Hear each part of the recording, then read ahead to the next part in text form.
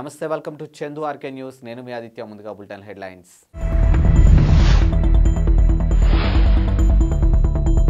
షర్మిల కాంగ్రెస్ లో చేరితే 40 మంది ఎమ్మెల్యేలు హస్తం పార్టీ వైపు వెళ్తారు రఘురామకృష్ణరాజు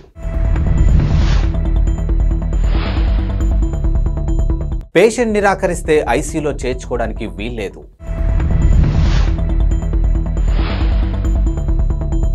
కొలరాడో సుప్రీంకోర్టులోకి తుపాకీతో చొరబడ్డ దుండగుడు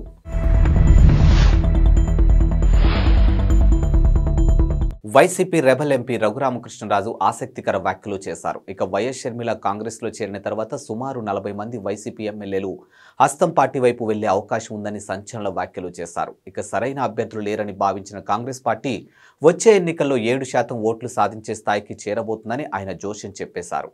ఇక వైసీపీ గెలుపులో కీలక పాత్ర పోషించినటువంటి క్రైస్తవులు ఇక షర్మిల వైపు చూస్తారని విశ్లేషించారు. షర్మిల భర్త అనిల్ రానున్న ఏపీ అసెంబ్లీ ఎన్నికల ప్రచారంలో కీలక పాత్ర పోషిస్తున్నారని తెలియజేశారు. ఇక గతంలో ఆయన తన బావ జగన్ గెలుపు కోసం కృషి చేశారని ప్రస్తావించారు. రాష్ట్రంలో పెద్ద సంఖ్యలో ఉన్నటువంటి క్రిస్టియన్లు ముస్లింలు మద్దతుతో కాంగ్రెస్ పార్టీ వచ్చే ఎన్నికల్లో కొన్ని సీట్లు గెలిచినా అతిశయోక్తి లేదని పేర్కొన్నారు. ఈ మేరకు ఆయన మంగళవారం మీడియాతో మాట్లాడారు. కాంగ్రెస్లో చేరాలని షర్మిల నిర్ణయం తీసుకోవడంపై వైసీపీకి ఒక పెద్ద ప్రమాదం లాంటి పరిణామాన్ని వ్యాఖ్యానించారు. ఇక వైకాపాలో టికెట్ దక్కిన నేతలంతా ఇప్పుడు కాంగ్రెస్ తరఫున పోటీ చేస్తారని, కాంగ్రెస్ తిరిగి పుంజుకున్న తర్వాత వైసీపీ కనుమరుగవడం ఖాయమని అన్నారు. రానున్న అసెంబ్లీ ఎన్నికల్లో మా పార్టీకి 30 నుంచి 35 స్థానాలు వస్తాయని గతంలో నేను చెప్పాను, కానీ ఇప్పుడు ఆ సంఖ్య 20 లోపే ఉంటుందని ఆయన రఘురామకృష్ణ తెలియజేశారు. వైకాపాకు ఇప్పటి వరకు దన్నుగా ఉన్నటువంటి ముస్లిం క్రిస్టియన్ ఓట్లు కాంగ్రెస్ వైపు మళ్లున్నాయి. సీఎం జగన్ ను భరించే నాయకులు ప్రజల్లో రాష్ట్రంలో ఎవరూ లేదని విమర్శించారు. అన్ని వర్గాల ఆగ్రహ వేషాలు వచ్చే ఎన్నికల్లో వైసీపీని ఓడిస్తాయని అభిప్రాయపడ్డారు. రోగి నిరాకరిస్తే హాస్పిటల్ యాజమాన్యాలు ఐసీయూలో చేర్చుకోవడానికి వీల్లేదని కేంద్రం స్పష్టం చేసింది. ఇక పేషెంట్ బంధువులు అభ్యంతరం తెలిపినా పరిగణలోకి తీసుకోవాల్సిందని తెలిపింది. ఈ మేరకు ఐసీయూలో రోగులు చేర్చుకోవడంపై కేంద్ర ఆరోగ్య శాఖ మంగళవారం కీలక మార్గదర్శకాలు జారీ చేసింది. 24 మంది నిపుణుల బృందం ఈ మార్గదర్శకాలను రూపొందించినట్టు తెలుపుతుంది. అగ్రరాజ్యం అమెరికాలోని కొలరాడోలో సుప్రీంకోర్టులో సోమవారం అర్ధరాత్రి దాటాక కలకలం రేగింది. సాయుధుడైనటువంటి ఓ దుండగుడు సుప్రీంకోర్టు భవనంలోకి చొరబడి కాల్పులకు పాల్పడ్డాడు. అయితే పోలీసులు అతన్ని అదుపులోకి తీసుకోవడంతో అంతా ఊపిరి పీల్చుకున్నారు. ఇక కోర్టు భవనానికి తీవ్రమైన నష్టం కలిగించాలనే ఉద్దేశంతో దుండగుడు చొరబడ్డాడని పోలీసులు వెల్లడించారు. అయితే తుపాకీతో కోర్టు భవనంలోకి చొరబడ్డ వ్యక్తి ఎవరనేది ఇంకా వెల్లడి కాలేదని పేర్కొన్నారు. సోమవారం రాత్రి 1 గంట 15 నిమిషాల సమయంలో డౌన్ టౌన్ డెన్వర్లో ఓ భవనం వద్ద కారు ప్రమాదం జరిగింది. ఈ ఘటనలో కారు డ్రైవర్ మరో వ్యక్తిపై తుపాకీ గురిపెట్టాడని, ఆ తర్వాత కొద్దిసేపటికి అతడే సుప్రీంకోర్టు భవనంలోకి కిటికీ ద్వారా ప్రవేశించి కాల్పులు జరిపారని కొలరాడో పోలీసులు అధికారులు వెల్లడించారు. ఇక దుండగుడు 7వ అంతస్తులోకి ప్రవేశించి కాల్పులు జరిపాడని తెలిపారు. ఇక కాల్పులు జరిపిన వ్యక్తి స్వచ్ఛందంగా లొంగిపోయాడని, ఎవరికి ఎలాంటి గాయాలు కాలేదని ప్రకటనలో వివరించారు. కాగా దుండగుడిని ఒక నిరాయుధుడైనటువంటి సెక్యూరిటీ గార్డు పట్టుకున్నారని ఎమర్జెన్సీ నంబర్ 911కు సమాచారం అందించాడని తెలిపారు. హైదరాబాద్లో ఇవాళ పెట్రోల్ బంకుల వద్ద కిలోమీటర్ల కొద్ది వాహనాలు క్యూలో ఉండడం తెలిసిందే. ఇక దాంతో చాలా బంకుల వద్ద నో స్టాక్ బోర్డులు దర్శనమిచ్చాయి. ఇక పెట్రోల్ డీజిల్ ట్యాంకర్ డ్రైవర్ల సమ్మె నేపథ్యంలో పెట్రోల్ డీజిల్ దొరకవేమోన్న ఆందోళనలో వాహనదారులు పెట్రోల్ బంకుల వద్దకు పోటెత్తారు. ఈ నేపథ్యంలో తెలంగాణ పెట్రోల్ పంపుల అసోసియేషన్ శుభవార్త చెప్పింది. జనవరి 3 నుంచి పెట్రోల్ సరఫరా యథావిధిగా కొనసాగుతుందని, ఎవరూ ఆందోళన చెందాల్సిన అవసరం లేదని తెలంగాణ పెట్రోల్ పంపుల అసోసియేషన్ అధ్యక్షుడు అమరేందర్ రెడ్డి వెల్లడించారు. ఇక పెట్రోల్ ట్యాంకర్లు డ్రైవర్లు ముందస్తు సమాచారం ఇవ్వకుండా సమ్మెకు దిగారని, దాంతో సమస్య ఉత్పన్నమవుతుందని తెలిపారు. ఇక ట్యాంకర్లు డ్రైవర్లతో మాట్లాడి సమస్యను పరిష్కరించామని పేర్కొన్నారు. పెట్రోల్ డీజిల్ కొరత ఏర్పడిందన్న వార్తలు అవాస్తవమని అమరేందర్ రెడ్డి స్పష్టం చేశారు. ఇక ప్రస్తుత పరిస్థితులను ఉపయోగించుకుని కొందరు కృత్రిమంగా పెట్రోల్ కొరతను సృష్టించే ప్రయత్నం చేస్తున్నారని, వారిపై చర్యలు తప్పవని హెచ్చరించారు. అటు కేంద్రం కొత్తగా తీసుకున్నటువంటి చట్టంలో హిట్ అండ్ రన్ క్లాజ్కు వ్యతిరేకంగా దేశంలోని పలు రాష్ట్రాల్లో ట్రక్ డ్రైవర్లు సమ్మెకు దిగారు. ఈ సమ్మెలో పెట్రోల్ డీజిల్ ట్యాంకర్ల డ్రైవర్లు కూడా ఉండడంతో పలుచోట్ల పెట్రోల్కు విపరీతమైన డిమాండ్ ఏర్పడింది. బీజేపీపై తప్పుడు ప్రచారాలు నమ్మవద్దని, విష ప్రచారం చేసేవారి సంగతి పార్టీ చూసుకుంటుందని ఆ పార్టీ జాతీయ ప్రధాన కార్యదర్శి కరీంనగర్ ఎంపీ బండి సంజయ్ అన్నారు.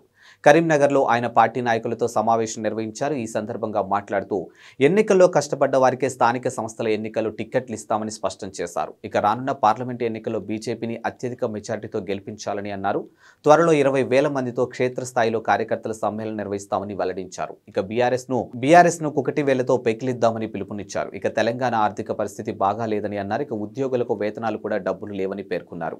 కాంగ్రెస్ పార్టీ ఇచ్చినటువంటి హామీలు ఏ మేరకు నెరవేరుస్తుందనేది దేవుడెరుగు అని పేర్కొన్నారు. పేర్కొన్నారు. ఇక కాంగ్రెస్ ఎన్నికల మేనిఫెస్టో అమలు చేయడం కష్టంగా కనిపిస్తుంది. అందుకే రేవంత్ రెడ్డి ముఖంలో నవ్వు కనిపించడం లేదని పేర్కొన్నారు. ఇక లోక్సభ ఎన్నికల తర్వాత కాంగ్రెస్ ప్రభుత్వం మనుగడ ఇబ్బందికరంగా మారిందని అన్నారు. ఇటీవలే 11 నియోజకవర్గాలకు ఇన్ఛార్జీలు మార్చుతూ తొలి జాబితా విడుదల చేసినటువంటి వైసీపీ అధినాయకత్వం తాజాగా మరికొన్ని అసెంబ్లీ లోక్సభ స్థానాల ఇన్ఛార్జి నియామకాలకు సంబంధించిన రెండో జాబితాను విడుదల చేసింది. నేడు 27 మందితో విడుదలైనటువంటి జాబితా చూస్తే పలువురు ఎంపీలను అసెంబ్లీ నియోజకవర్గాలకు పంపించినట్లు స్పష్టమవుతుంది.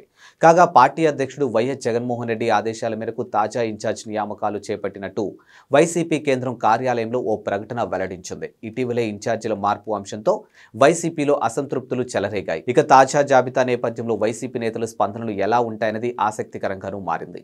నేటికి రెండో జాబితా పరిశీలిస్తే మాజీ మంత్రి శంకర్ నారాయణ ఈసారి అనంతపురం ఎంపీ స్థానం ఇన్ఛార్జిగా నియమితులయ్యారు.